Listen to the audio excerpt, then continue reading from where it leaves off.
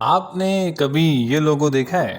ضرور دیکھا ہوگا کیونکہ یہ کار وغیرہ بنانے والی کمپنی نسان لمیٹڈ کا لوگو ہے۔ اس کی بنائی ہوئی کئی گاڑیاں آپ نے سڑکوں پر گھومتے پھرتے دیکھی ہوں گی۔ یہ ایک جاپانی کمپنی ہے جس کا ہیڈ آفس جاپان کے صوبے یوکوہاما کے شہر نیشیکو میں ہے۔ کمپنی اپنی گاڑیاں نسان، انفینیٹی اور ڈاٹسن برانڈز کے تحت فروخت کرتی ہے۔ اس کمپنی کا نام نسان زائباستو کے نام ہے جسے اب نسان گروپ کہا جاتا ہے۔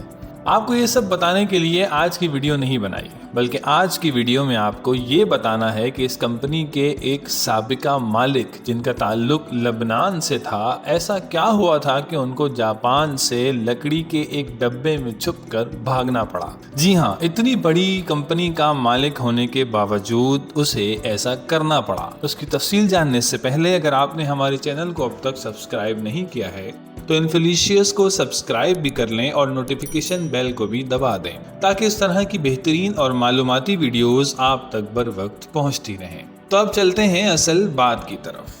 دراصل یہ 2019 میں دسمبر کی ایک سرد رات 10:30 بجے گاڑیوں کی ایک معروف کمپنی کا یہ سابق سربراہ ایک طیارے میں موجود ڈبے میں آدھا بند تھا اور جاپان سے فرار ہونے کا انتظار کر رہا تھا۔ جہاز نے رات 11 بجے اپنی اڑان بھرنا تھی۔ یہ اس کی زندگی میں انتظار کی سب سے طویل اور لمبی گھڑی تھی۔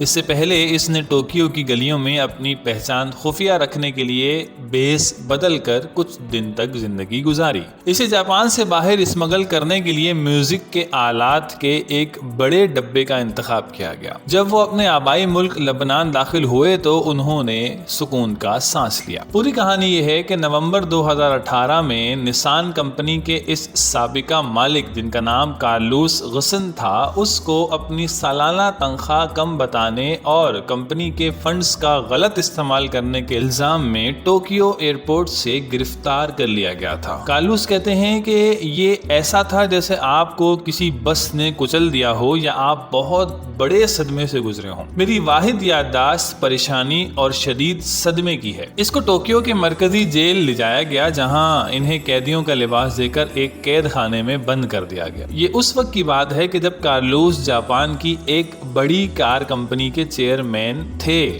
وہ فرانس میں رینالٹ کمپنی کے بھی چیئرمین تھے۔ اس کے ساتھ ساتھ وہ نسان، رینالٹ اور مٹسوبشی کی پارٹنرشپ کی بھی سربراہی کر رہے تھے۔ کارلوس کا خیال ہے کہ وہ رینالٹ اور نسان کی آپس کی لڑائی کا شکار ہوئے جس میں رینالٹ کا اثر و رسوخ کم کرنے کے لیے نسان نے جوابی اقدامات کیے تھے۔ 1 سال سے زیادہ عرصے کے لیے کارلوس کو حراست میں یعنی گرفتاری میں گزارنا پڑا اور اپریل میں $90 لاکھ کی ضمانت پر سخت شرائط کے ساتھ اسے رہا کر دیا گیا۔ ان شرائط میں سے ایک ان کے بیرون ملک سفر کرنے پر پابندی بھی تھی اور ٹوکیو میں موجود اپنے گھر میں انہیں قید کر دیا گیا۔ یہ واضح نہیں تھا کہ ان پر مقدمہ کب ہوگا۔ خدشہ تھا کہ اس میں کئی سال لگ سکتے ہیں۔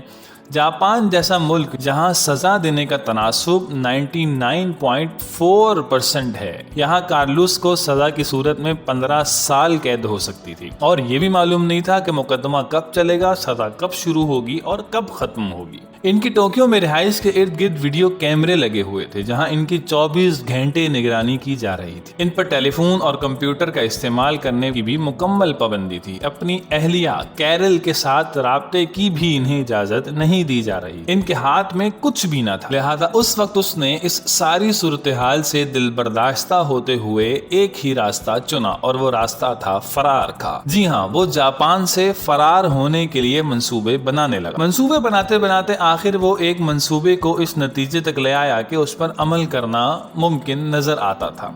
منصوبہ یہ تھا کہ اسے کہیں چھپنا ہوگا جس کے لیے اسے ایک ڈبے کی ضرورت تھی، جیسے سامان کا بیگ وغیرہ، جس میں کوئی اسے نہ دیکھ سکے۔ ان دنوں جاپان میں کئی کنسرٹ ہو رہے تھے تو کارلوس بتاتے ہیں کہ میوزک انسٹرومنٹ کے سامان والا ڈبہ اس کام کے لیے بہترین فیصلہ تھا، لیکن جاپان کے دارالحکومت میں اپنے گھر سے ایئرپورٹ جا کر کیسے فرار हो सकता था, अब ये सोचना था। इसके लिए एक लंबा प्लान बनाया गया जिसमें सबसे पहले इस आला तरीन सूट बूट पहनने वाले शख्स को आम कपड़े पहनकर वॉक के लिए घर से बाहर निकलना था ताकि वो भी एक आम बंदा दिखाई दे सके। यूं ही करते कराते वो वहां से वॉक के लिए निकले और टोक्यो से ओसाका के लिए बुलेट ट्रेन में सफर करके ओसाका पहुंच गए, जहां एयरपोर्ट के करीबी होटल पर एक डब्बा इनका इंतजार कर रहा था और इस डब्बे में पैक होने के बाद वहां से एयरपोर्ट का सफर शुरू हुआ, जहां इस डब्बे को जहाज में अपलोड होना था। कार्लोस कहते हैं कि ऐसी सूरत में आप खौफजदा नहीं होते, आप किसी जज्बाती कैफियत से नहीं गुजरते, बल्कि आपका ध्यान इस बात पर होता है कि ये आपका वाहिद और आखिरी मौका है जिसे आप खो नहीं सकते। अगर आपने इसे खो दिया तो जिंदगी की कीमत अदा करनी होगी। जापान में यरगुमाल बनकर रहना होगा, पाबंदियों के अंदर रहना होगा, बगैर मोबाइल फोन, लैपटॉप, बगैर घर वालों के, बगैर किसी से बात किए रहना होगा। माइकल और पीटर टेलर नामी दो लोगों ने कार्लोस को होटल से एयरपोर्ट मुंतकिल किया जो मौसीकार बने हुए थे। जहाज ने उड़ान भरी तो कार्लोस को महसूस हुआ कि अब वो कैद से आजाद हैं। उन्होंने रात भर सफर किया और तुर्की में तैयारा तब्दील कर लिया, जिसके बाद अगली सुबह वो बैरूत उतर गए। लबनान और जापान के दरमियान कैदियों की वापसी का कोई ऐसा मुआहिदा नहीं है जिसकी वजह से कार्लोस को वहां रहने की इजाजत दे दी गई। ताहम जापान ने अमरीकी शहरियों माइकल टेलर और इनके बेटे पीटर को अमरीका के हवाले कर दिया, जहां उन्हें कार्लोस की मदद करने की वजह से 3 साल का सामना करना पड़ा। निसान में कार्लोस के साबिक साथी ग्रेग केली को भी सजा का सामना हुआ, जो टोक्यो में फिलहाल घर में अब भी कैद हैं। उन पर भी इल्जाम है कि उन्होंने अपने साबिक बॉस की आमदन छुपाने में उनकी मदद की थी। नाजरीन, तो ये लबनान और ब्राजील से ताल्लुक रखने वाले इस आलमी शोहरत याफ्ता इंसान की गिरफ्तारी की कहानी थी। वो इस कंपनी के सरबराह के बजाय मुल्क के सरबराह जैसी जिंदगी गुजारते थे। वो बताते हैं कि इनकी 60वीं सालगिरह के मौके पर एक शाहाना पार्टी में उन्होंने अपनी अदालत खुद सजाई, जिसमें वेटरों के अमले ने महंगे तरीन कपड़े पहन रखे थे। उनकी जिंदगी में कारपोरेट और आलमी सियासत के साथ एक पुरखतर फरार भी शामिल हो गया, जिस पर हॉलीवुड की फिल्म बन सकती है। मगर वो समझते हैं कि इनके साथ नाइंसाफी हुई और वकला की मदद से वो खुद पर लगे इल्जामात के खिलाफ